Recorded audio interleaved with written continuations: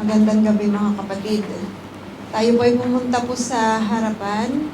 Dito, tumayo po tayong lahat at tayo po ay magkakaroon po ng ating pong communion.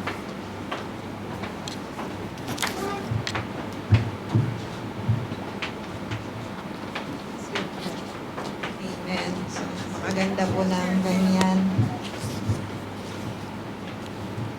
Praise the Lord. Sister Irene, naiipit ka dyan. Dito, pag ganito, pag ganyan. Pag ganyan, no? Yan. Yan. Yan. So, ngayong gabi po ay inaalala po natin yung atin pong yung sinabi ni Sister May Grace, no, na ang Panginoong Jesus na nagligtas sa atin, babalik siya muli at dapat na tayo po ay maghanda sa kanyang pagbabalik sa rapture. Yun ang pinaka-target natin, pinaka-goal natin. At hindi na po tayo mapunta sa tribulation. At kung tayo man po ay mapunta sa tribulation, mga kapatid, we have to be strengthened araw-araw dito sa mga pinapaalala sa atin sa mga panahon na ito, kasi pag dumating ang tribulation, wala na pong Bible. Hindi na po tayo magkakapagbasa, so kailangan may memorize ka. So isa sa paipapaalala uli natin sa gabing ito ay yung iniwan sa atin ng Panginoong Jesus na dapat nating gawin.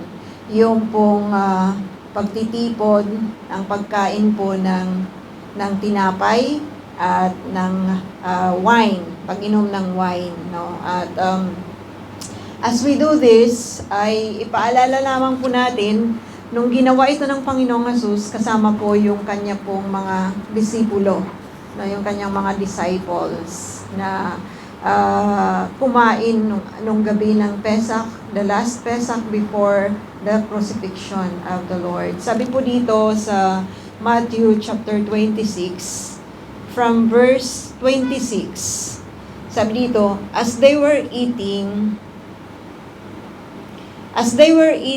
Jesus took some bread and blessed it.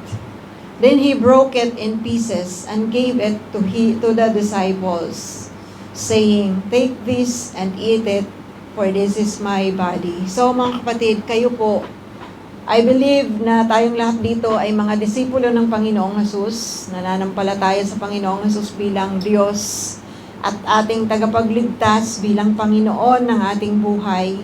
At kayo ay part ng binigay ng Lord na sacrament na ito. Sabi dito, Take this and eat it, for this is my body. At yung katawan, mga kapatid niya, yung katawan ng Panginoong Jesus, ang ginawa pong sacrifice, no? Para tayo po ay maligtas. Hindi na natin kailangang magpapako sa krus. He sacrificed Himself. Kasi kahit naman tayo mapako, hindi natin mababayaran ang kasalanan natin because our sin ay talagang, it's more than what we can do, no? Sa buong buhay natin. Kahit bayaran pa natin araw-araw, hindi po natin siya kayang bayaran. So, ang magbabayad lamang ay ang kagaya ng Panginoong Jesus, which is pure and blameless, no? At sabi dito, And he took a cup of wine and gave thanks to God for it. He gave it to them and said, Each of you drink from it, for this is my blood, which confirms the covenant between God and His people. It is poured out as a sacrifice to forgive the sins of many. Yun, mga kapatid, sinabi po niya, no, na ito pong blood niya ang seal at it is poured out to complete the sacrifice for the sins, yung kabayaran ng kasalanan ng lahat. So yung sakripisyo na yon ng Panginoong Jesus, it is para mabayaran ng ating mga kasalanan. Para pagdating ng Panginoong Jesus sa panahon po ng rapture, tayo po ay makakasama. Sabi ng Panginoong Jesus dito, Mark my words, I will not drink wine until the day I drink it with you in my Father's kingdom. So, ito po yung paalala, sabi ng Panginoong Jesus, no, na narinig ni Matthew.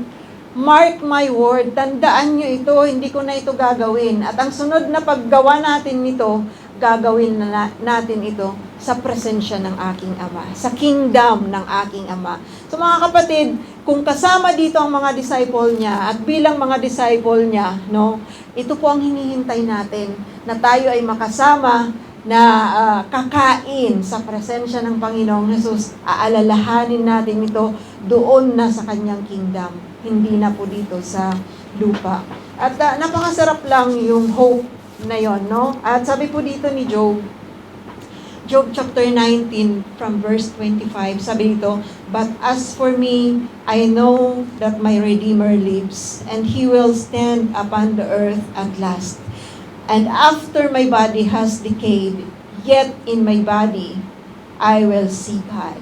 So napakaganda po ng sinabi ni Job, mga kapatid. Mamatay man tayo, hindi man tayo maabutan ng rapture, mamatay yung ating katawan. Sabi ni Job, buhay ang aking tagapagligtas at mamatay man ang aking katawan, I will see Him again in spirit. No? Sabi niya, I will see Him for myself. Yes, I will see Him with my own eyes. I am overwhelmed at that thought. Kayo po ba, mga kapatid, nagagalak po ba kayo na isipin na someday we will be with our God? Hindi na tayo matatakot ng kahit anong klaseng takot doon. No? Kasi God will give us that peace. At habang nasa mundo tayo, it is our peace.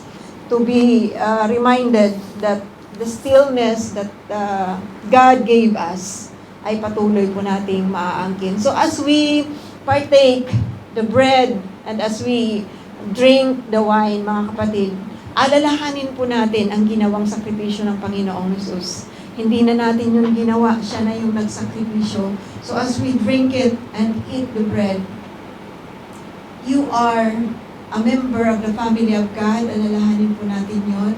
Hindi ka lang membro ng pamilya ng Panginoon sa panahon na ito. Miyembro ka ng Panginoon, ng pamilya ng Panginoon na entitled na makapasok sa kalangitan. Palakpakan po natin ang Panginoon sa promise niya. And each one, mga kapatid, ay kumuha po ng ating pong bread at ang ating wine. At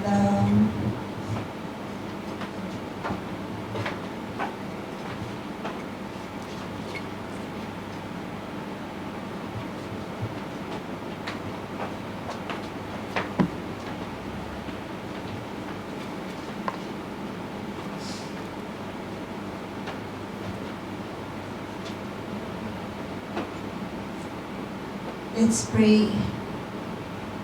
Panginoong Jesus, maraming salamat sa inyo pong pagpapaalala na ang inyong pong katawan na isinisimbolo ng tinapay na ito, Diyos, ay tunay na isinakripisyo ninyo upang mabayaran ang aming mga kasalanan. Dahil tunay nga pong lahat kami ay nagkasala at wala kaming karapatan sa kalangitan. Ngunit, O Diyos, naisin nyo na kami ay makapasok sa kaharian ninyo. Salamat sa sakripisyo. Salamat, Panginoon, sa pagpapapako sa krus. And we glorify you, Panginoon, for that. We thank you so much, Lord, na hindi na po namin kailangan gawin. Kundi manampalataya lamang kami na kami maliligtas kung kayo, Panginoon, ang aming Panginoon.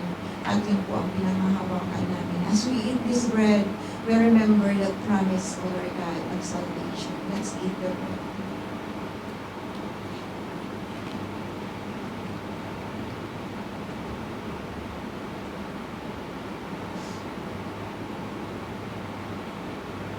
Itaas po natin ang wine. Lord, maraming salamat, Panginoong Jesus. Ang tuloy nga pong sinabi nyo, inumin namin ang wine na ito, simbolo ng inyong dugo na nabuhos sa krus upang selyuhan ang inyong pong sakripisyo. Pagkompleto ng inyong pong sakripisyo para sa amin, O Lord God. Maraming salamat, Panginoon, na hindi nyo po ipinagdamot ang inyong pong sarili. Dahil kayo lamang, Panginoon, ang tunay na makakapagligtas sa amin. Maraming salamat po at patuloy po namin dalangin, O Diyos, na tunay nga pong mamuhay kami bilang inyong mga anak, ang hope na nagmumula sa inyo, O Diyos. At patuloy po namin panghahawakan ang inyong pong pangako na hindi na po namin kayo makakasama sa ganitong pagsasalong dito sa sanlibutan ito. Ngunit, O Lord God, kami ay tunay na itinakda na makasalo po kayo sa kaharian ng inyong pong Ama.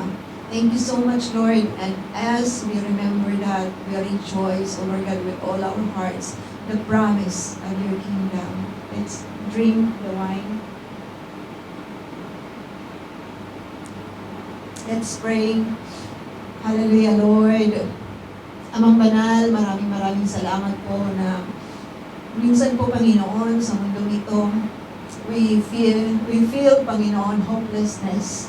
We feel, O Lord God, that we are not safe, that we are not in peace, O God. But thank you so much dahil tunay nga pong pinaalala nyo na kayo ang nagbibigay ng kapayapaan na hindi po binibigay ng mundo. Maraming salamat po. At patuloy nga po namin dalangin na kayo ang mag-ingat sa bawat isa sa amin. Naisin po namin na kayo paglingkuran namin. Naway palaguin niyo po ang aming pong Espiritu, Lord. Nawa yung pong mga spiritual na bagay na tungkol sa inyo ang panabigan namin gawin, O Lord God.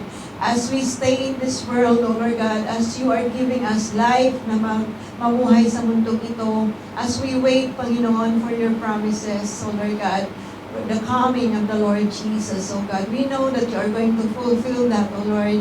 At maging Panginoon, kung kami mo po ay mamamatay, salamat dahil patuloy po naming dalangin, patuloy po namin, Panginoong, inaasahan ay hindi niyo po kami kalilimutang buhayin na magmuli, kagaya ng sinabi ni Job, we will see you face to face, O Lord. Thank you so much. We glorify your name.